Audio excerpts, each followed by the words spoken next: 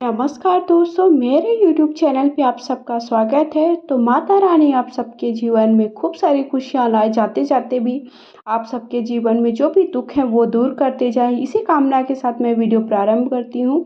तो देखिए, नवमी या अष्टमी जिस दिन भी आप कन्या पूजन करते हैं उस दिन आपको विशेष हवन करना चाहिए। माता रानी को विशेष भोग, हलवा पूड़ी का भोग लगाएं, उसी का आप हवन करें। तो 3 से 5 आहुतियाँ सब आपको घी के दें। उसके बाद आप इसी प्रकार 5 से 7 आहुतियाँ आपको जो भी आपने भोग प्रसाद समर्पित किया है वो उसका ज़रूर करना चाहिए। खासकर हलवा पूड़ी का माना जाता है कि वो माता रानी के पास तक जो भी आप हवन करते हैं वो माता रानी के पास तक वो हवन जाता है। इसलिए विशेष हवन आपको अष्टमी या नवमी जिस दिन भी आप कन्या पूजन करें, तो देखिए, पूजा आपको उसी तरह करनी जैसे आप प्रत्येक दिन करते हो, वैसे ही माता रानी की पूजन करना। बस हवन और जो भोग है वो अलग समर्पित किया जाता है। सुबह स्नान वगैरह करके स्वच्छ कपड़े पहन लीजिए, उसके बाद आप हवन करिए। और बलि स्वरूप आप चाहें तो देखिए, आप किसी भी फल की बलि दे सकते हैं, या फिर आप इस तरह से सुपारी की भी बलि दे सकते हैं, उसमें कलावा या मौली लपेट करके उसका पूजन करके।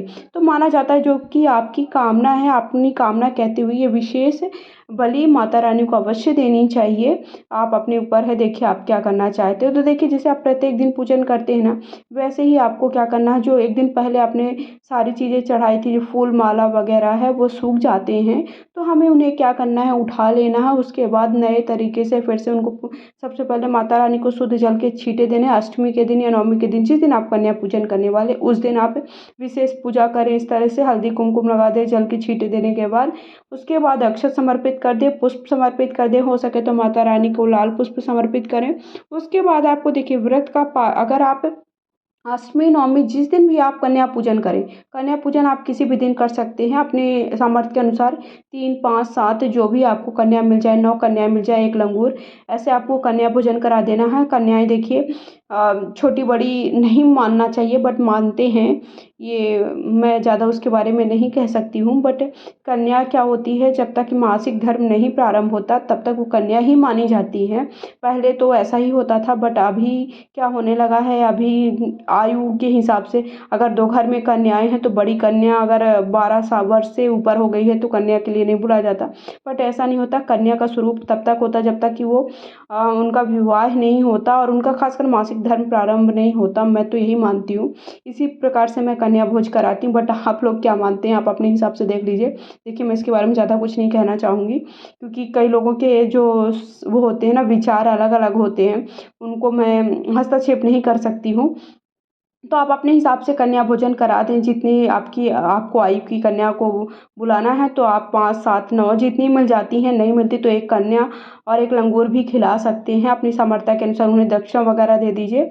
अष्टमी नवमी जिस दिन भी कन्या कराएं, हवन करें। हवन करने के बाद, ये विशेष हवन करने के बाद माता रानी का सबसे पहले आपने पूजन कर दिया। देखिए, प्रत्येक दिन जैसे पूजन किया वैसे पूजन कर दिया, सभी भोग प्रसाद समर्पित कर दिया। अब उसके बाद आपको देखिए, पूजन करने के बाद आपने कन्या का भोजन करा दिया। आपको अष्टमी नवमी के दिन आपको सारी सामग्री नहीं उठानी है, ये आपको दसवीं के दिन ही उठानी है। भले आप किसी दिन भी पारण कर ले, अगर आपने नवमी के दिन पारण कर लिया तो आपको क्या करना है कि आप हो सके तो ऐसा सात्विक भोजन ग्रहण करें, हल्दी प्याज लहसुन वाला भोजन ग्रहण ना करें। और नवमी के दिन उठ करके, दसवीं के दिन उठ करके स्नान वगैरह करके स्वच्छ वस्त्र धारण करके आप चौकी को हटा दीजिए। मत अब चौकी कब हटानी, चौकी आपको दसवीं के दिन ही उठा। नवरात्रि के 9 दिनों तक आप माता के 9 स्वरूप का आराधना करते हैं, इसलिए आपको दसवीं के दिन ही चौकी हटानी चाहिए।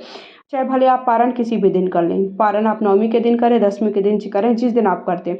अब सुहाग की सामग्री का क्या करना है। सुहाग की सामग्री आप चाहें तो देखिए, सुहाग की सामग्री जो आपने भोग समर्पित किए हैं, मतलब फल फूल समर्पित किए हैं, वो सारी चीज़ें और दक्षिणा और थोड़ा सा और आप अपने घर से सीधा कहते हैं जिसे, जैसे चावल गेहूँ आटा निकाल करके इतना हो कि कम से कम एक बार ब्राह्मण भोजन कर सकते हो। आप ब्राह्मण को दे सकते हैं, किसी मंदिर में भी दान दे सकते हैं, या फिर आप खुद के प्रयोग में भी ला सकते हैं सुहाग की सामग्री का। जो भोग प्रसाद है, जो आपने कटा हुआ अनार है, वो आप देखिए किसी इस तरह से, ये सारी सामग्री मैंने इकट्ठा कर ली है, खाने वाली जो सामग्री है। तो आप चाहें तो किसी, अगर आपने नवमी के दिन देखिए विशेष हवन करने के लिए आपने ब्राह्मण को बुलाया था तो आप ब्राह्मण को ही देंगे। लेकिन अगर आप ब्राह्मण को नहीं बुलाए हैं, आपने खुद से पूजा वगैरह कर लिया, हवन कर लिया है, तो आपको क्या करना है, किसी भी आपको मंदिर में दान दे सकते हैं या फिर खुद के प्रयोग में ला सकते हैं। जो खाने का सामग्री है वो सारे आप घर परिवार के लोगों को या फिर किसी कन्या को दे दिए। फूल जो आपने फूल पत्तियाँ सब हैं वो सब इकट्ठा कर लीजिए। देखिए, अगर आपने 9 दिन तक इकट्ठा कर लिया तो 9 दिन का इकट्ठा किया हुआ रख सकते हैं, या फिर आपने एक दिन का प्रत्येक दिन का आप क्या करते हैं, तो आप कई लोग मिट्टी में भी देखिए गड़ा देते हैं, वो ज़्यादा सही है। तो वो क्या करता है, उससे मिट्टी बहुत उपजाऊ होती है, तो आप अपने गमले में भी डाल सकते हैं, या फिर आप क्या कर सकते हैं कि खुद गमले में नहीं डालना चाहते हो तो इकट्ठा करके आप जब आप ज्वारे का विसर्जन करते हो विसर्जन भी कर सकते हो। जो आपने इस तरह से देखिए 9 ग्रह बनाए थे आपने सुपारी से, उन्हें क्या करना है, आपको शुद्ध जल के छींटे दे करके आपने फिर से प्रयोग में ला लेना है। उसी प्रकार जो आपने माता रानी की फ़ोटो और आपने गौरी गणेश, लक्ष्मी गणेश मैंने बैठाया था, उन्हें भी शुद्ध जल की छींटे दे के फिर से प्रयोग में ला सकते हैं। जो माता रानी की फ़ोटो या तस्वीर है, अगर आप चाहें तो अपने मंदिर में रख दें, या फिर आप देखिए कई मंदिर में बहुत सारी फ़ोटो हो जाती हैं, बहुत सारी मूर्तियाँ हो जाती हैं, तो उन्हें पूजा करना, उनको सब कुछ मैनेज करना थोड़ा कठिन हो जाता है, क्योंकि प्रत्येक दिन हमारे पास इतना समय नहीं होता कि हम प्रत्येक भगवान का पूजन करें।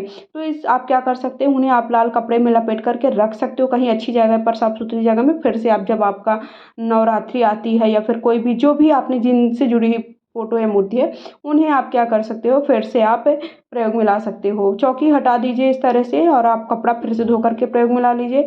और जो भी आपने दक्षिणा समर्पित की है वो सब इकट्ठा करके देखिए, दक्षिणा और सुहाग की सामग्री और भोग प्रसाद सभी इकट्ठा करके चाहें तो ब्राह्मण को दान दे दें, या फिर आप, और ये जो आपने देखिए मैंने यहाँ पर कि लौंग, इलायची, 2 लौंग, 2 इलायची और कमलगट्टे के बीज और सुपारी, कौड़ी और गोमती चक्र रखे, तो उसे लाल कपड़े में लपेट कर आप अपने पूजा स्थल में रख दें। माना जाता है कि जो अभी आपकी कामना है वो कहते हुए अगर आप लाल कपड़े में उसे रख देंगे तो आपके जीवन में कभी भी धन की कमी ना होगी, आपकी समस्त मनोकामनाएं पूर्ण होगी। फिर आम की टेरी को निकाल लीजिए, ये सारी चीज़ आपको प्रवाहित कर देना है, या फिर आप मिट्टी के नीचे गड़ा दीजिए। जो आपने सिक्का है और हल्दी की गांठ और सुपारी की गांठ है वो फिर से प्रयोग में ला लीजिए धुल करके।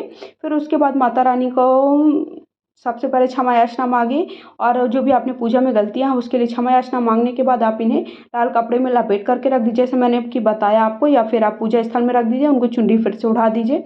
पूजा स्थल में रखने के बाद जो आपने चावल है, चावल की ढेरी बनाई थी, वो चावल इकट्ठा कर लीजिए। वो चावल आप चाहे तो पक्षियों को दे सकते हो, अगर ज़्यादा मात्रा में है तो आप ब्राह्मण को दान दे सकते हैं, और नहीं है तो थोड़ा आपने जो चढ़ाया था वो इकट्ठा कर लीजिए, उसके साथ साथ थोड़ा सा घर से और रख लीजिए। इतना दे दीजिए कि किसी भी ब्राह्मण को हमें इतना दान देना चाहिए कि कम से कम वो एक वक्त का खाना बना सके। ऐसा नहीं कि हमने पक्षियों के बराबर इतना सा दे दिया, तो वो उसका पुण्य नहीं है। इसलिए आपको क्या करना है, इकट्ठा कर लेना, थोड़ा सा और आप उसमें प्रयोग में ला लीजिए, थोड़ा और ले लीजिए, और उसके साथ साथ आपको इकट्ठा करके कम से कम इतना दे दीजिए कि ब्राह्मण आपके एक दिन का खाना बना ले। फिर उसके बाद आपको ये नारियल है, नारियल का जो चुनरी है उसको फिर से धुल करके प्रयोग में ला लीजिए, और जो नारियल है फोड़ करके, कई लोग भोग में देखिए अष्टमी या नवमी के दिन जब कन्या का भोजन कराते हैं तो कन्या को दान में दे देते हैं, कन्या को भोजन मतलब प्रसाद स्वरूप ही, या घर के लोग प्रसाद में वितरित कर लेते हैं। कई लोग क्या करते हैं, उसको जल में प्रवाहित कर देते हैं जब माता का विसर्जन करते हैं। तो आप अपने हिसाब से जैसा करना चाहें कर सकते हैं। और चौकी हटा दीजिए, लाल कपड़े को फिर से धो करके प्रयोग में ला लीजिए। तो इस तरह से आपको नवरात्रि की जो आपने चौकी बैठाई है, उसको चौकी को आपको 10वीं के दिन ही उठाना, उसके पहले नहीं उठाना है। चाहे भले आपने कन्या का भोजन किसी दिन कर दिया, आपने अपना पारण कर किसी दिन कर लिया, लेकिन आपको चौकी 10वीं के दिन ही हटानी है। तो आप सबको मेरे हिसाब से सारी बातें समझ में आ गई हैं। कुछ भी ऐसे डाउट हैं, और आपको ज्वारे का क्या करना है, ज्वारे का विसर्जन भी कर सकते हैं, या फिर कई लोग क्या करते हैं, पीपल के वृक्ष के नीचे रख के आ जाते हैं। तो आप अपने हिसाब से कर लीजिए। वीडियो पसंद लाइक शेयर करें, चैनल सब्सक्राइब करें।